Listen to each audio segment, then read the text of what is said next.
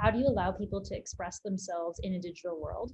I think that's super important. And then how do you allow people to still work together in human ways? And human ways are, again, able to express yourself, spontaneity, structure, and flexibility. Every team has a completely different culture, but every team needs to be able to express their culture.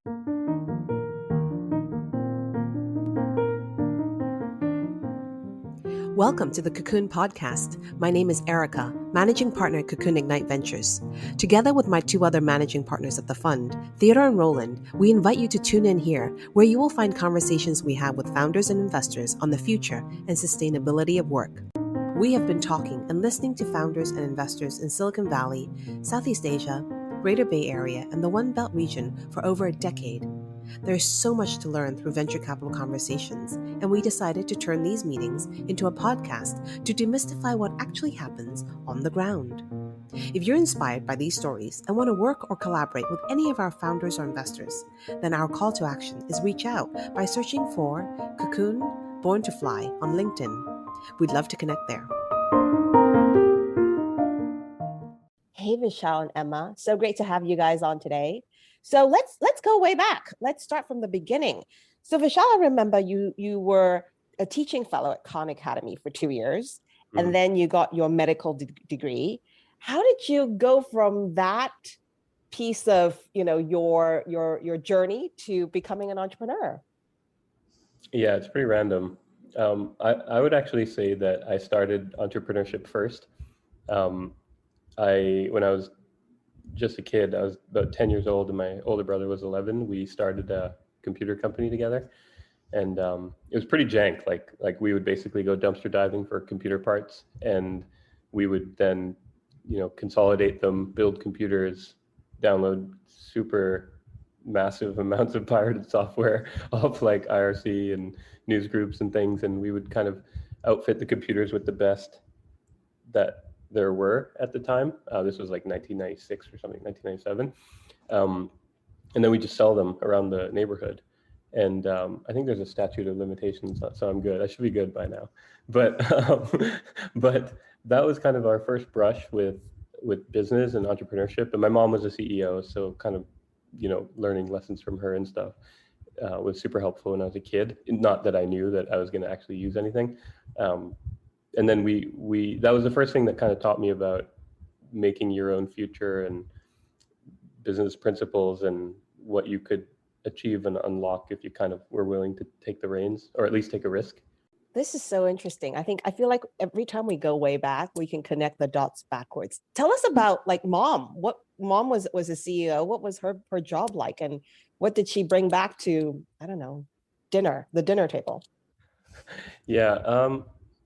So I grew up in Jamaica in the Caribbean, and my parents were they ran this woodworking business together, and so my mom was the CEO, and they made things like furniture and office kind of like office supplies, like paper holders and pen cup, like all the different things you'd make out of wood back in the day. And because it was Jamaica, they'd have like special wooden things that would say Jamaica on it, like little island carvings and things like that. So I think a lot of her, like they had, quote, product market fit. So a lot of the problems that they would bring home and talk about at the dinner table were mostly around new directions that they wanted to take the business in, or problems that they were having with, particular business decisions or staff, or supplying from, getting lumber in from different places. So it was a really interesting mix. But then of course they would spend most of the dinner table disciplining me and my brothers because we were pretty awful children. Having 2 boys and a full-time job, yes, mom's a superwoman. So what happened from how did you go from Jamaica, and then I know later you went to Harvard, and is that where you met Emma? Like how did all that happen next? Well, I actually met Emma when we were both on Vancouver Island. I was teaching anatomy and she was a student in the class, and that's how we met. And then we ended up doing a lot of jobs together. She became a anatomy teacher there, so we did that together for a bit, and then we went to Australia. Australia. Yeah, when we went to Australia, and we actually both worked together at Lululemon, if you're familiar with that brand. So that was pretty fun. When they first opened in Palo Alto, I was like, okay, there's a nice yoga shop. And then they took over the world. And I was like, Yeah, we're still Lululemoning. yeah, they're doing their thing. And so World Health Organization. yeah, well, first we worked at Khan Academy together. So Emma was also one of the top teaching fellows at Khan Academy. Then we worked at the WHO together, World Health Organization in Geneva, and that's actually where we met Roland. So Yes. Our first time ever meeting anyone from the CoCoon family was in Geneva, In a coffee shop. in a coffee shop downtown. Yeah. I remember I heard about that conversation when he came back to debrief us. He was blown away by both of you. Well, it was mutual, and that's why I'm very glad that we joined forces. And I think this is so interesting. Again, both of you traveling, working, exploring, teaching, and learning around the world. And then eventually, was it through the Harvard Entrepreneurship Hub that you guys started your first startup, Sophia World, or when did that happen? Yeah, so then we went so I left, Fish was still in Australia. This was before we'd met Roland. No, after we'd met Roland. This is where things get blurry. So we started the first company, which was Sage Learning, which was a video creation software. And that was born out of pains that we had creating video and trying to scale that at Khan Academy. So we were trying to put the capability into the hands of more people because we were just so bottlenecked with the creation process. And that we started at Harvard Innovation Labs when I was a student. So Vish pinged me one day and he said, hey, you're a student at Harvard. You need to go and join this space. Here's our startup, like go run with it. And at the time, I don't think I was even working on it. It was mostly just you. I think it was just you. Yeah, me and Mark. Yeah. So then I got involved in that, and we actually started that at the Innovation Labs in the PIC program. And then from there, we got a bit deeper into it, realized that we wanted to actually pivot the problem 180 degrees. And instead of creating more content, we actually wanted to make it easier to find the right content. And that's how we pivoted into the second company. And that was the original Sophia learning platform. Yeah. So that's what. That's when we met Roland. That's when we met Roland. Yeah. The vision there was to create sort of like the Spotify of learning, where instead of having to go out and find all the right content on the internet, students could just kind of hang out and all the content would come and find them based on a few of their demographics and what they were learning and their learning goals, etc. And we kind of built some really, really interesting technology. We actually got a computer vision and machine learning patent because of how novel the tech was. And we had a number of partnerships with some leading schools around the world. It was just a really interesting company and business. And then the pandemic happened. And so the kind of story of how we turned that learning company into the metaverse workplace is pretty interesting as well. Do you want me to tell you that? Yes. And by the way, I still believe what you were doing and what you started with at Sage Learning and Sophia is very valuable, right? I feel like, I have young children who are 7 and 9 years old. The things they learn are very surface level. And the global education system has a very similar surface layer. But when it comes to getting deep down into a particular category, what you were doing, computer vision with machine learning, on very specific segments of knowledge for humans to learn from the computer, I guess, backwards now, is so interesting. But you're right, that segues because of COVID to today's Sowork. Yes. How did that happen? How did your team evolve? And Emma, as a COO to this company, how did you deal with sort of the rapid growth of your product adoption once COVID began? Oh man. Oh yeah. Well, I can tell the first part. Yeah, and then go you can. for it. So I guess the way it actually all happened was we were all on campus at HBS, and when March 2020 came around, everybody got kicked off campus, right? And at the time we were building Sophia Learn, and So we all kind of scattered around the US and the world more broadly. And because we had a couple of international teammates as well. But most of us lived in Boston. And so we were kind of scattered around, and we had to work because of lockdowns and stuff. We all had to work remotely. So overnight, just like every other team, we became like a Zoom and Slack team. And over months, we're like for the first month it was fine, and then the second month was a little less fine, and then third month and fourth month, it just kind of became really annoying working on Zoom and Slack. They're both great technologies for what they do, but they were never intended to be like your workplace hub. It was never intended to be the office for replacement, for example. And so I could kind of see and feel these bonds with all these teammates I'd worked really, really hard to recruit. I could feel that kind of slipping. And like most people who have worked on Zoom and Slack, they kind of know intuitively like what I'm talking about. There's just something that feels a bit off. And so about working with your team. And so, I tried to rack my brain for the times in my life that I felt the most connected to people, despite being across really long distances. And there's one memory that kept coming back to me, which was World of Warcraft. It was when I used to play World of Warcraft like 18 years ago now. And, even though it was like a game world with no video and no audio, like we had to use a separate app for that, not very good chat, etc. Like I still met some of my best friends in that world. Like I met Mark, who's our founding CTO. I met one of our product people. I met one of our designers. I met one of our really big investors. I met the guy who helped me get into med school. Like I met all these amazing people way back when I was 18 years old playing WoW. And I never knew that these relationships would turn into, as transformative as they did. So anyway, we were like, okay, well, what if we built a WoW Lite, but for business, for our team to kind of work together in an MMO world, and then we'll like layer in the things that businesses would need, like a video chat and text chat and audio and security and privacy and all of the things that you kind of need to run a business. So 3D world, environment, avatars, everything, we'll kind of see how that feels. So we launched our first version October of 2020, and it just, within 2 weeks, it totally transformed our team.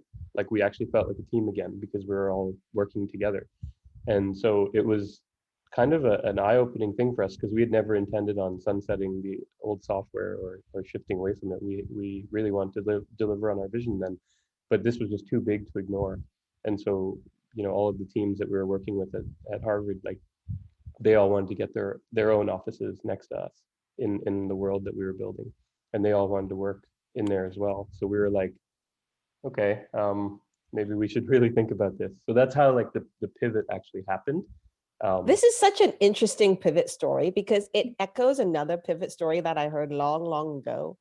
It was this gaming company. They were in a game building games for a couple of years, and then, they were not really, that wasn't really their big exit. So they started turning the internal communication product that they were using externally, and that became Slack today. So it's very, very, very similar. So yeah, tell us, Emma, how did you guys start using your product internally, and how do your customers use your product these days? Yeah, so we started, I think, in the earliest days of the pandemic. The biggest box that it checked was just a place for teams to go, and our team as well, to see each other, to be able to have some of the spontaneity that the pandemic had stripped away.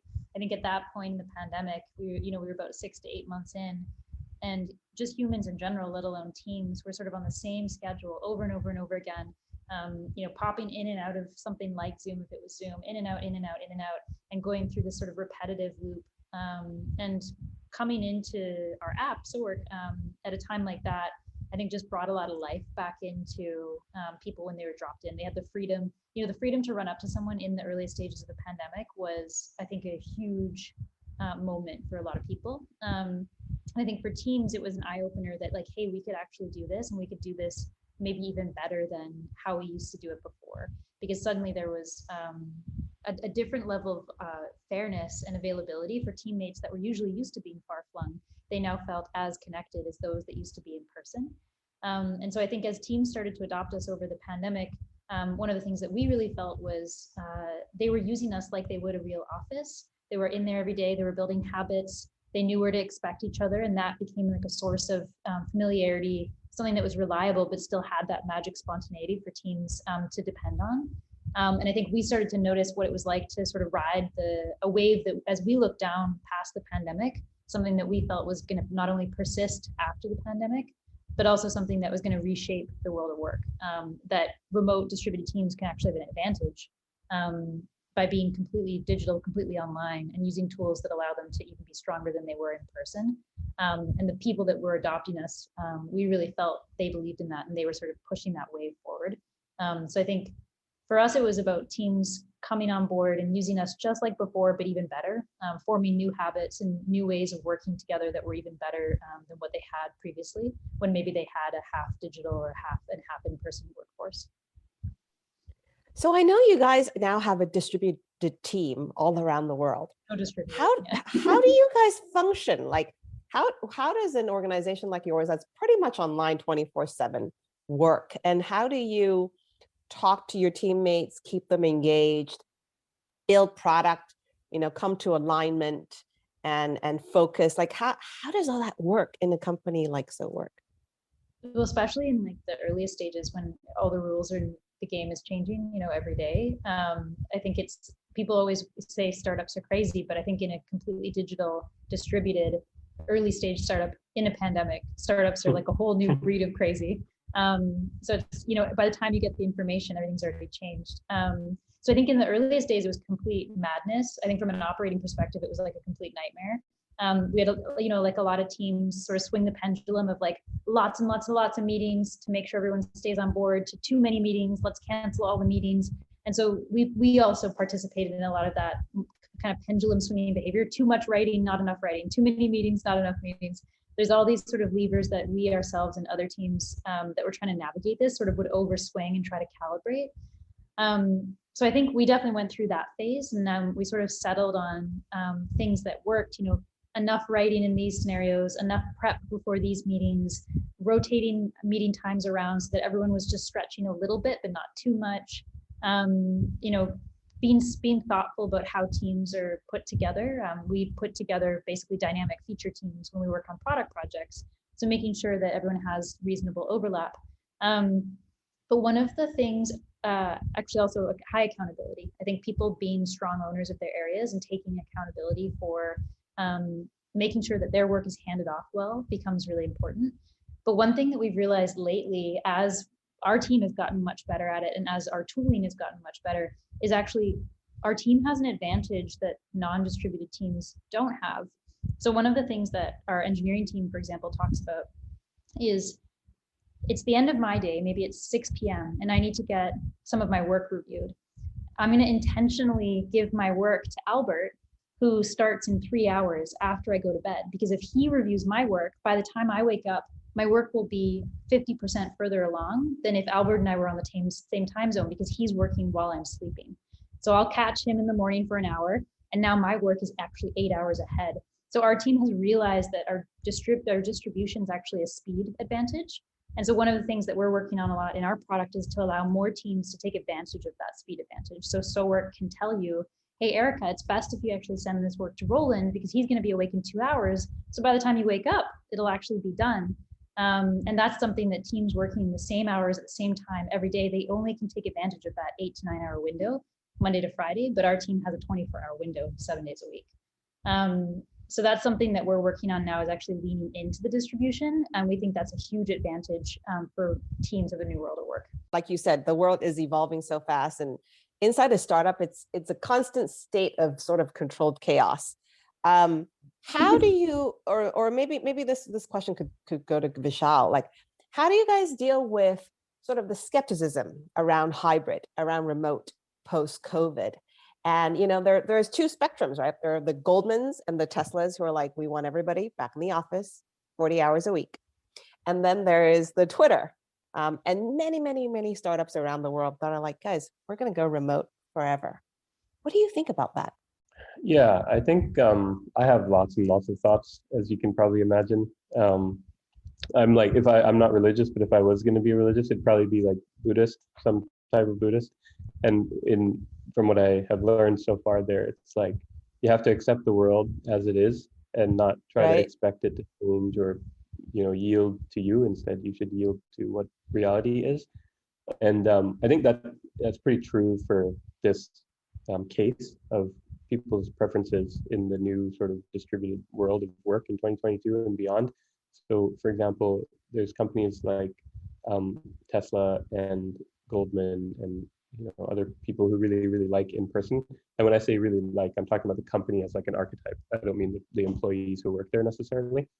And if they like if that's for them, then that's fine and that's for them, and I don't think that we're in the business of trying to change anyone's minds. But what I do think is that employees, and whether it doesn't matter what sort of level, quote unquote, they are, whether they're executives or whether they're kind of um, on the ground, they're going to make choices that are commensurate with how they feel inside, like what their personality or belief system resonates with. And what I think is going to happen is that as companies, sorry, you may want to edit that one.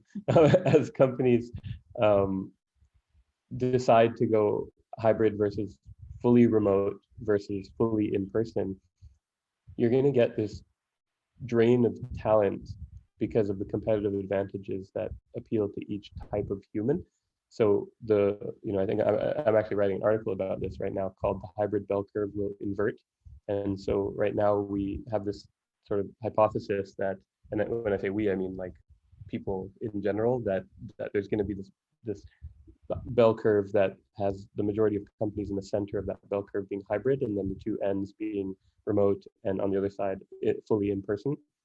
But what will happen over time is that the remote companies will start to say, hey, like a Twitter will start to say to a Tesla, and no disrespect at all to Tesla, because I think I really love their products. But anyway, they'll start to say to Tesla employees like, hey, like, yeah, you're getting paid like X number of dollars, but we can actually pay you just as much, and you can work from Hawaii, or you can work from anywhere in the world that you want, and or you can just go and live in, I don't know, Colorado, where you're from, so you can be around your parents as you have a kid, so that you get this sort of family time in. You don't have to live in Austin, or you don't have to live in Laguna Beach. I think that's where they are in, I can't remember where they are exactly in California.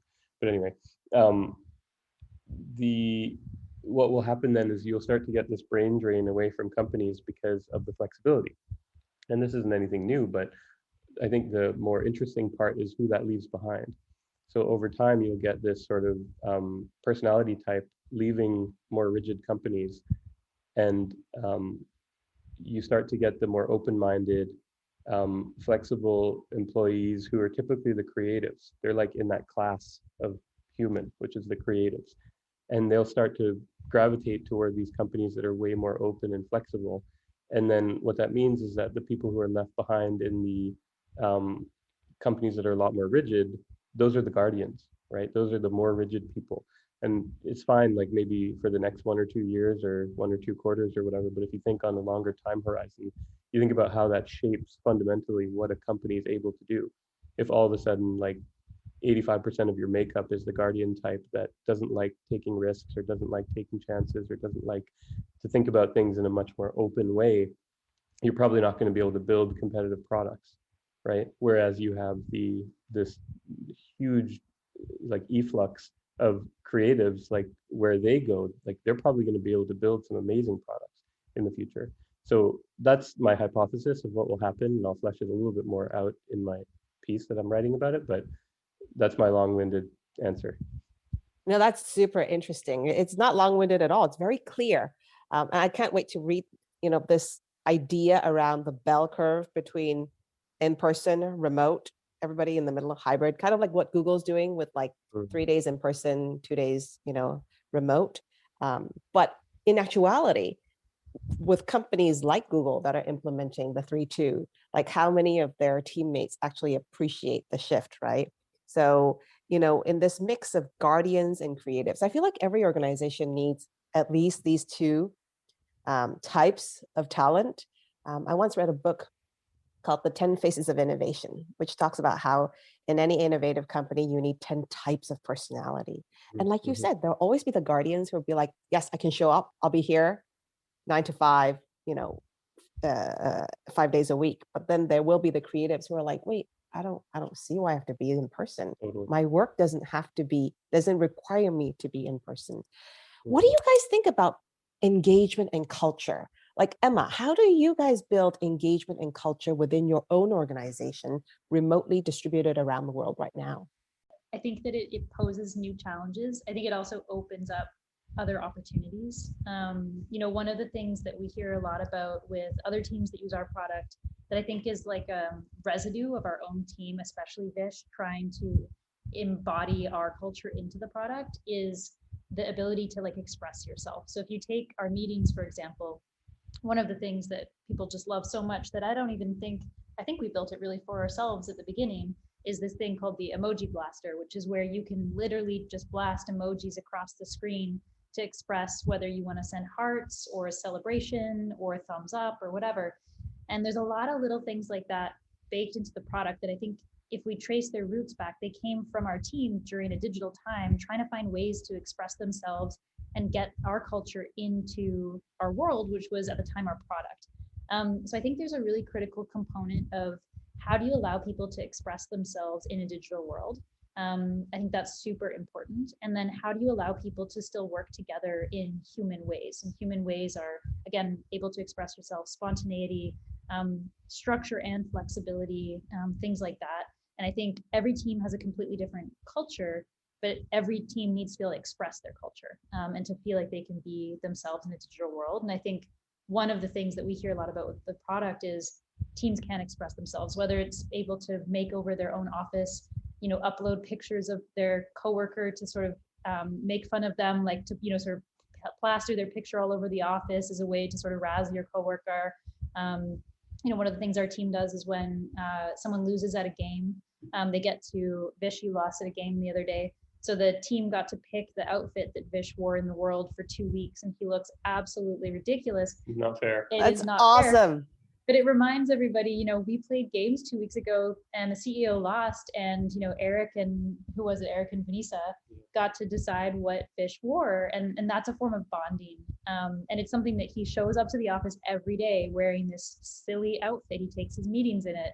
And the story sort of propagates why that's happening. And so I think it really comes down to expression, spontaneity, and letting people be themselves and letting people express themselves and their culture. And I think we learned that one in the digital times. I think we sort of lucked out because we were able to actually just bake that into the product. And so other teams then get to do their own version of that in their virtual office. Can I just share two more things? Yes, please. Two of my favorite memories of just random things that teammates have done because of the tooling that we made available. And I think like that's one of the big things that Emma was touching on is like, if we make the tooling available, it's almost like, what Minecraft did was like, and Roblox, they created tooling to let creators create. And what we're really trying to do is like that from a customization perspective, but also create workplace tooling to let workplaces like create their workplaces, if that makes sense. And that spans like the through line of from a culture to a productivity to a togetherness to a team building, like it's the whole shebang, so to speak. But there's two on the culture and kind of bonding side. There's two things that I always think about. One is we were holding a meeting and there was two teammates. It was around last Christmas, and the two teammates like threw down like Santa sleighs, and then I watched like three teammates jump into each of the sleighs. So there's like they're facing each other, and there's 6 teammates, 3 in each, and then they started to have like a text-only Pokemon battle, and it was just like amazing to watch. Like they were just doing this thing unstructured, and now we'll always remember like who won the Pokemon battle. And then another thing was we give each other awards. Like we have a system in the app where you can like award your teammates with different things. So whether it's their 6-month anniversary or they had the spiciest take in a meeting, they can get an award for that. And there was one time where one of our juniors broke our production code environment, which was a little worrying, but one of our senior engineers gave him like an actual custom award that said, "I broke production." And so for like an engineer to receive that, it's like a milestone moment, and it has the date and it has his name and it has what happened. And it's just one of those interesting things that can only really happen in the workplace metaverse, so to speak. So just some moments of culture that we're pretty proud of. I love that. I love it when interns or our like incoming new team members break stuff. When they're breaking things, they're innovating. And that's the thing about retaining talent these days, right? If there's no recognition or attribution or reward, it's very, very hard to retain people because everybody wants to be heard and wants to be recognized. And how do we do that in the traditional setting, right?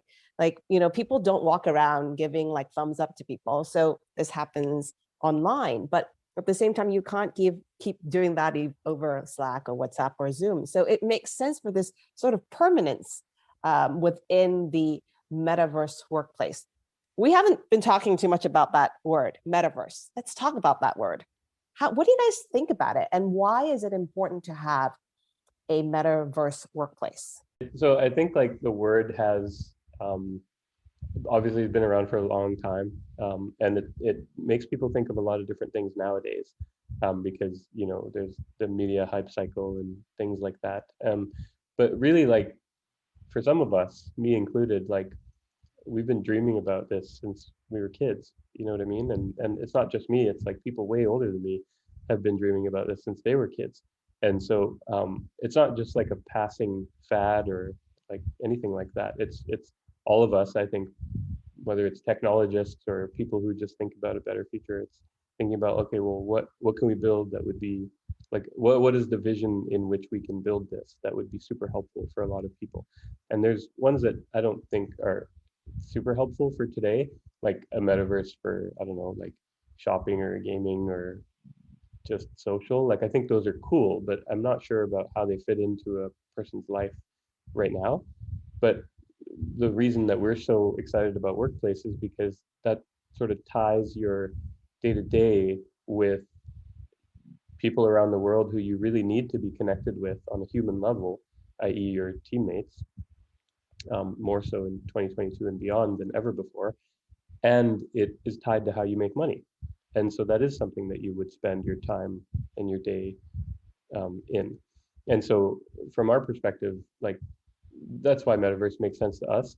And I have to do a little personal sharing here. Like, so we at work, we use Sowork, and we also use Horizon Workrooms. And like you said, it is something I have been dreaming of since I was a little girl, having these different avatars and characters. Like in Sowork, I have my green hoodie and my big black glasses and, my funky hairstyle.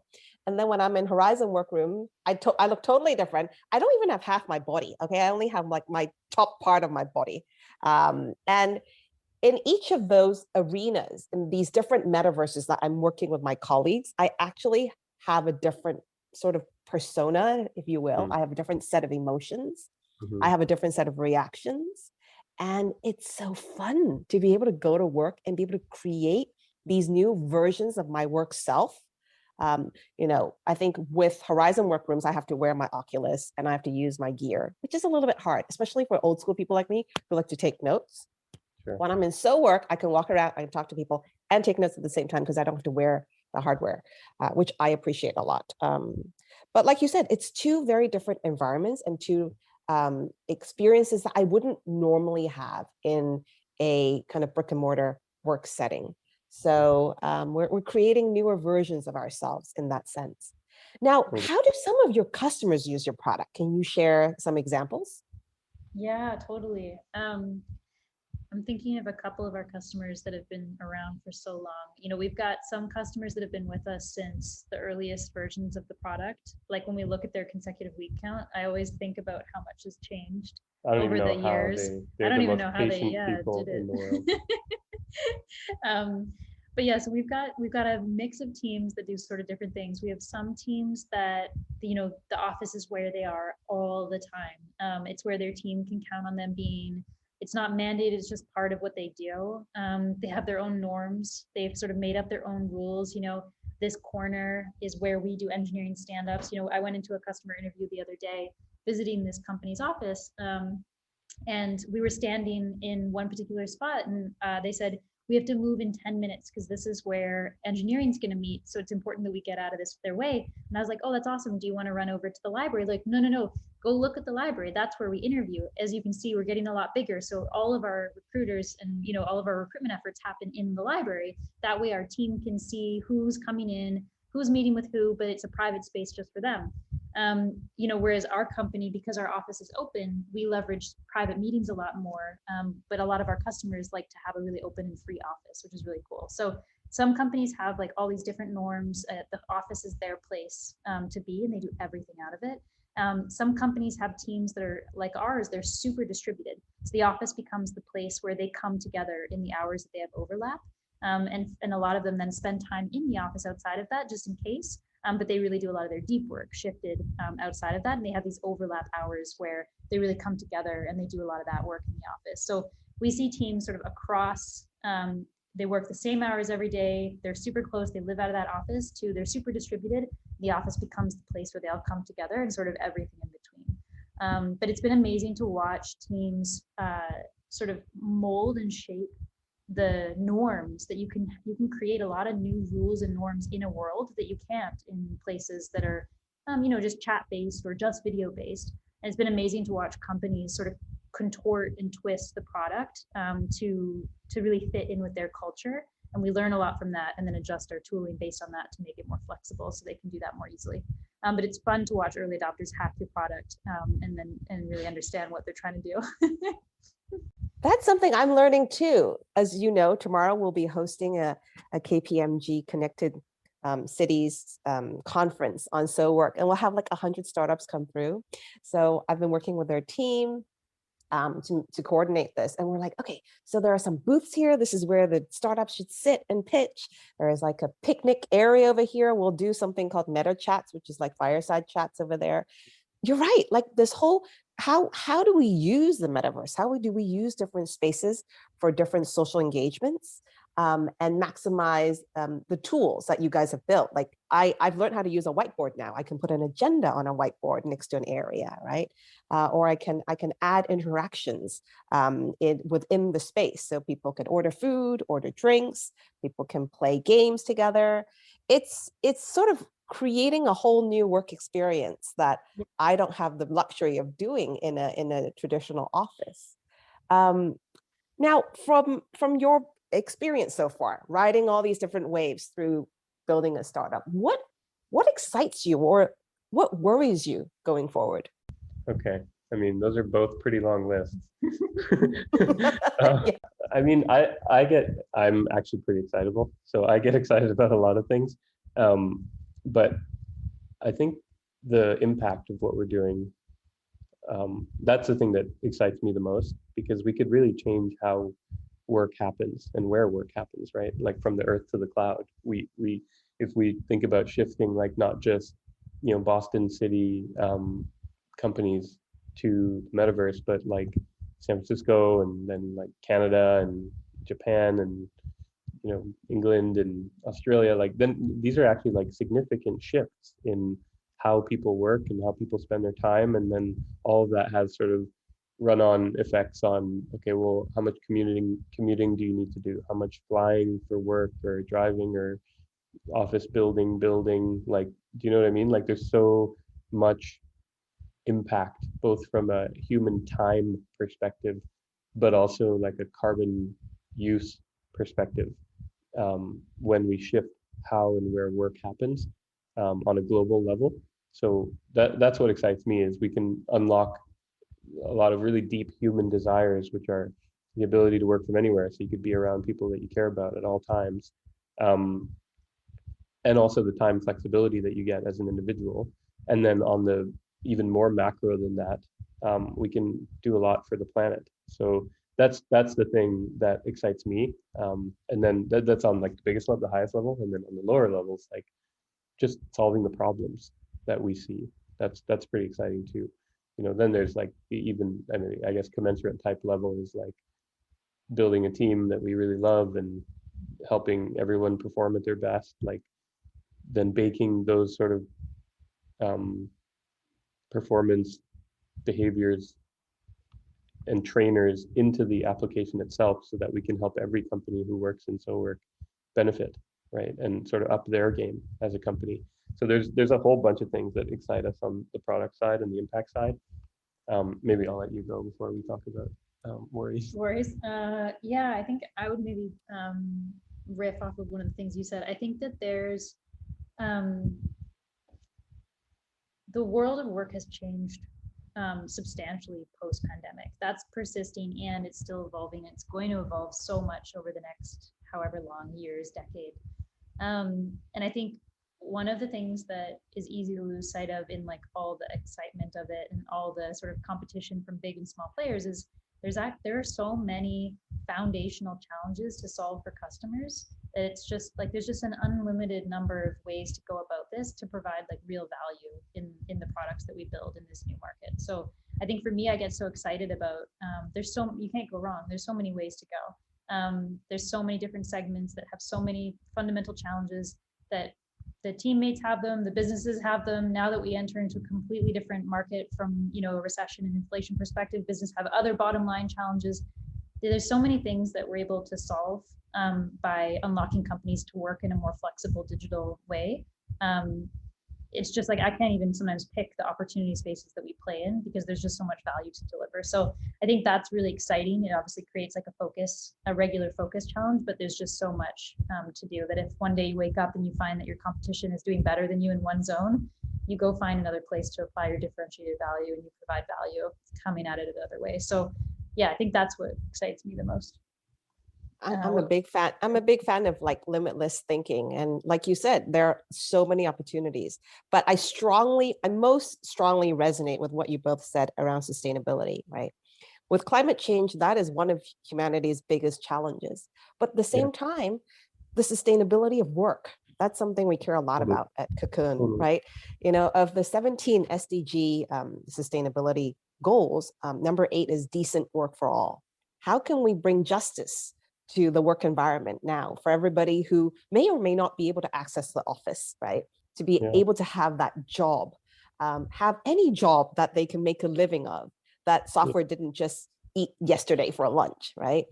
That's a problem that I think Sowork is solving for so many more people than I think we can imagine at this point, right? Right now, I'm just thinking, okay, the 5 people on my team go on Sowork, but all the people who were not able to access an office now are able to be a part of organizations because of this option of hybrid and remote. And as you know, at CoCoon, we run a co-working space. And with COVID, that's a real problem. We lost all of our tenants, and we're part of the Google for Startups network. And I know that all my other partners around the world have lost all their tenants, right?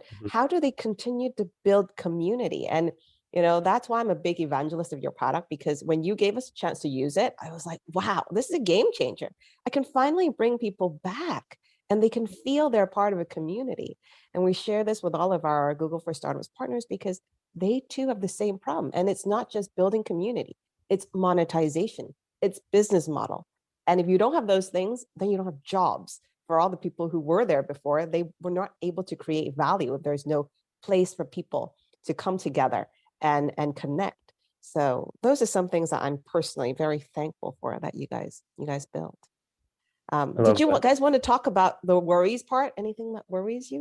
Well, let me just first go back to one of the things that you said real quick, which is about creating opportunities around the world. Like, I completely agree. Like, it's bi-directional in that companies get to hire from anywhere, and I think that's great because you can find all of these quote diamonds in the rough.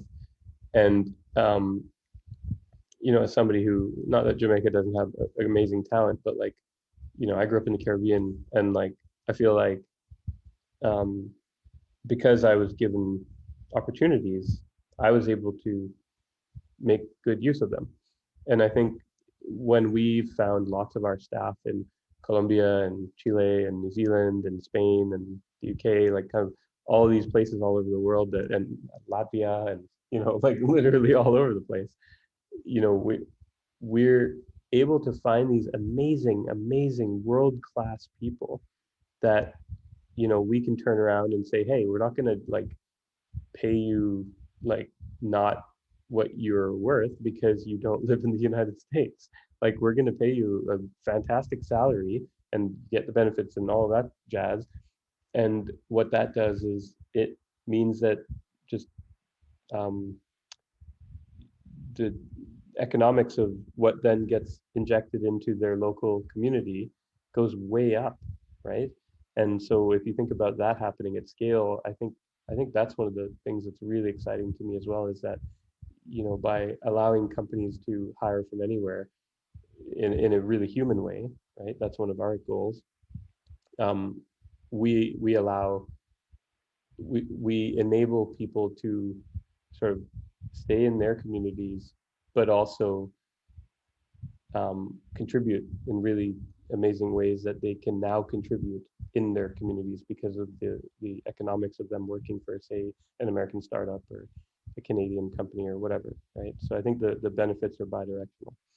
Absolutely. That's so beautiful. I mean, as someone who's constantly looking for talent, I'm always either hiring CTOs, engineers, growth hackers. Talent search is so hard. Mm-hmm. At the same time, like you said, for talent to be able to access high quality jobs, Mm-hmm. it was not necessarily possible before with kind of borders. But now with a space like Sowork, there are no borders, right? Okay. And the arbitrage of talent can actually happen so much more easily. And everybody benefits. Organizations benefit with talent. At the same time, like you said, the talent and their community benefit with great jobs. Yeah. And that's a big part of, I think, the sustainability of the world, right? Like, when people can do things that they're really good at and make a living doing it, wonderful things happen to the community. Yeah. And you think about the role modeling too. I think, like, I'm a big believer in really good role modeling. And you think about, the type of role modeling that can happen when local folks can share with other people in their community what they're doing, and how and how others can possibly benefit or go down the same path. I think I'm excited to see what happens over the next couple of years on that front. Can I ask you guys to share or inspire us from your personal experience? I know this year you've been in Japan, and you've been in Hawaii. Like, how does your adventure around the world building Sowork work? Like, what's it like visiting team members around the world? What's it like, bringing them in for, I guess, performance reviews remotely? And how have you been inspiring the team as you have been sort of exemplifying what future of work really feels like? I mean, I think first off, like, creating a really like loving environment, like a really caring home base, which is inside our workplace, in the metaverse, Sowork, like making sure that everybody on the team feels like it's one team, one goal, one focus. We're all rowing together in the same direction, and we all have each other's backs. Like, creating that kind of environment is like an absolute prereq to everything else, right? All the performance reviews and visits and everything comes like on top of that, because if you have that as a base and everybody's kind of aligned and knows that you have each other's backs and it's all sort of love and respect first, then it doesn't hurt when you have to help people improve through PIPs or performance reviews or anything like that, right? It's understood that it's in their best interest, and it's all for our one goal and one focus, and there's nothing taken personally, and there's nothing, instead it's like, great, thank you, now I can do better, and we both learned something, and now let's move forward together, sort of hand over each other's like shoulders, right? Like what's that saying, like hand over hand, like Something that like thing, that, right? yeah. Arm in arm Yes. kind of thing. Arm in arm, And that's really how I feel about our team, and from the feedback that we get, especially when I go and visit the team members around the world, like that's how they see it as well. So I think like I'm not a believer in like everything has to be remote and never meet your teammates. Like I don't think that that's right. I think like, you know, a quarterly get together or seeing each other like every once in a while is really good for cementing relationships. And I think you do much better work with much better relationships. And so I made it a point to go and visit our teammates all around the world this year. So I went to Spain and we have 7 teammates there, and it was like the best thing ever. Like I don't know if this is common knowledge, but I had no idea that Spanish people don't sleep until like really late because they don't eat dinner till freaking 10 p.m. And so I stayed up longer than I've stayed up since I was like in undergrad, which was kind of nuts. But they were having a great time. And so we They're all like, this is every day, guys. Yeah, Vish, what are you yeah. talking about? Exactly. Well, it makes more sense now because we used to always say to them, like, you're in the office really late, but I guess this is just normal. Yeah, this is normal. But the amount of bonding, like I'll never forget. We were walking to a team event. I think we were going to an escape room, which was really amazing. But we had one of my teammates. He lives there. He's like one of our engineers. He put his arm around me while we were walking, and he said, you know, I just wanted to thank you for like having me on the team, because this is the best work experience I've ever had in my entire life. Like the whole team obviously cares about me and I care about the work, and like this is just the best opportunity I've ever had in my entire life. So thank you. And like I'm like obviously I was very grateful and happy that he said that, but I was like, dude, this is what teams should be like. Like Right. this is us. This is what we're doing. This is just normal. And like we hope to kind of create that kind of like we really want to be able to empower teams, any team in the whole world who lives in Sowork, who moves into Sowork and creates their office in Sowork. We want to be able to give that sort of, as much as possible, that tooling that enables them to create a super high trust team as well. So all the things that we do on our side, the things that work, we want to bake into the product. Anyway, that was Spain, and then I did the same in the UK and Japan and Australia and New Zealand and now Hawaii. So we're finally about to go back to Canada, which will be nice. Play hockey for a month or something, take a break from travel. You know, there's something that our teammates have recently started to share for those that have been able to travel a little bit more, you know, as obviously we're still in a pandemic and everything's a little bit different everywhere, but for teammates that have been able to travel a bit more recently, something that they really love is that the office, like opening up their computer and opening up Sowork, is the familiarity and the stability that they get to carry with them no matter where they go. They get to open it up and they know that they know where their team's going to be. They know that they can run up to someone. It doesn't matter where they are in the world. They know that they could walk back to their desk. Someone might have left something for them. And so it allows them to actually bring the team structure and team familiarity with them in a way that I don't think other tools have quite nailed before. Maybe it's the immersion, maybe it's the feeling like you can run up to someone. There's something in that we're starting to hear more and more about as teammates are being able to travel more than maybe they did during the pandemic. So that's something that we hear about as well for teammates. I really appreciate that. To me, my workplace is my home. I'm there more than I am at home, right? Yeah. So to have that stability wherever I am and to be able to connect with people, and now more people. Like we used to only be able to house like 100 people in the office. Now we could house 1,000, and you know, we could do like conferences, you know, on the fly and not have to worry about booking a venue and still have 100 startups come through, and we be able to manage it, you know, without dealing with social distancing and all. It's like you said, it's a whole new set of opportunities. And I think I once heard this stat. I think it's a little staggering that 80% of the workforce does not really like being at the work they're at. You know, so like you said, Emma, with sort of the limitless upside of how can we make work better? Well, at least for 80% of the workforce, work can be like what Vish said, fun, engaging. You feel like you're working on something really cool, and you're also delivering on a really cool purpose. Now, final question for the both of you. If you're right about the metaverse for the workplace, what will the world look like in, say, 5 years with Sowork being all over? What will work life be like? I mean, I think I would start, you and I probably approach this differently. I would start from visual paint, what it looks and feels like. I think I would start from the perspective of what is what is now possible for teams that really are on like the bleeding edge of this new market. I think if I go back to those teams like us that are super distributed, and I think, come 5 years time, Sowork is actually, so the Sowork office is a place where those teams can be way better off than they would have been before.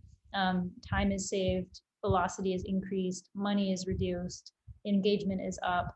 I think the way that we're shaping the office today, and if I look down the road at 5 years from now, Sowork is like the thing in the back pocket of a distributed team that gives them a huge competitive advantage across, whether it's recruiting, whether it's delivering product to their customers, whether it's delighting their workforce, whether it's lowering the business bottom line. All of those things are things that I think I look at our Sowork teams today and I look at where the product is going, and I see Sowork is the place that distributed teams, it's the advantage that distributed teams have, that it is continuing to push the bleeding edge of this market forward. Still a product that is delivering value and available to teams that aren't on that edge.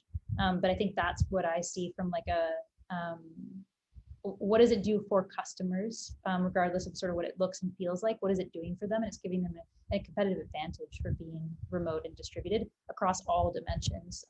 I think we're just starting to scratch the surface of that today. So that's what I'm really excited about. Yeah, I mean, that is pretty exciting. Are we wearing headsets? Are we 3D? I think we're 3D at this point, right? Yeah, I mean, there's a whole bunch of things that are going to happen over the next couple of years and even much shorter time horizon that's really exciting with the product in terms of tying into hardware and 3D and all that stuff. So stuff to look forward to.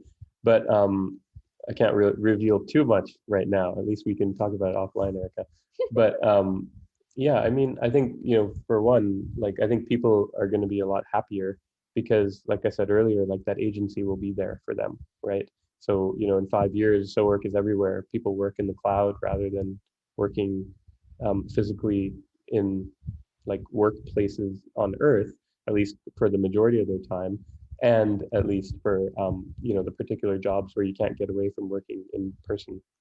So my other job is obviously emergency doctor, and that's not obviously, but I'm saying that. And so yes, I do. I can't really do that like remotely.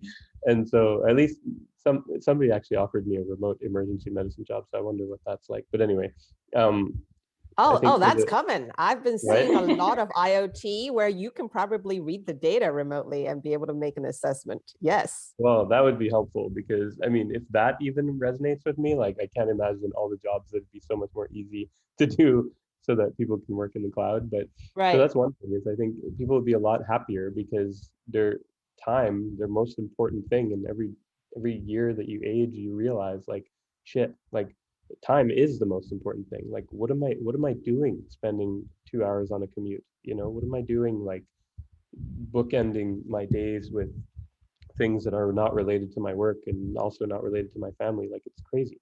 And so I think like because of the work from anywhere flexibility and the agency that we will allow people to have, that's going to be a huge part of people's happiness.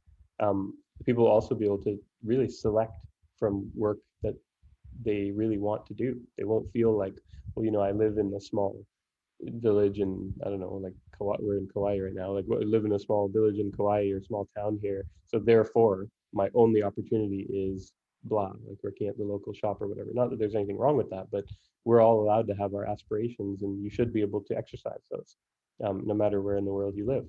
And so that's one thing. And then I guess the other thing is, the way I think about it in my head is the world will return to lush, because I think about all the different impacts that we're having because of our business and workplace behaviors. So, I think business practices are the biggest determiner of planetary health. And so I'm just very, very excited to help create a world where we can make a dent there. So that's what I think about. Now, if I'm listening, or the folks listening are trying to find a job at Sowork, are you hiring? What roles are you hiring for? And how do they come meet you or find you? Do they go to Sowork to find you for an interview? Kind of, yeah. So we post jobs that are open on the website. I think there's a link that says work with us. And then anybody who's curious or interested or just want to chat with us or any of our teammates, you can just drop in. We have our office open. So there's a link. Yeah, down. So if anyone goes to the website, sowork.com, down the bottom in the footer is drop by our office. One click takes you straight into our office, and there's always someone there. That Any is teammate so would be cool. good to see you. Yeah. Especially Julie. Yeah, Jilly loves running into people, but we have some engineering teammates that love bringing in and greeting new customers and people dropping in. So yeah, anyone in that office would be excited to meet you. Just that is game changing, to be able to drop into an office that you aspire to work in and be able to talk to teammates there before you even like look out for what kind of job is available. Wow. Emma, Vish, thank you so much for your time today. Most grateful. Hey, thank you for listening today. If you like what you heard, don't forget to subscribe to hear more from entrepreneurs and investors on why they got started, how they got through the hard parts, and what they'll be doing next. If you're inspired by these stories and want to work or collaborate with any of our founders or investors, reach out by searching for CoCoon Born to Fly on LinkedIn. We'd love to connect there. Download more episodes or subscribe via Spotify or YouTube.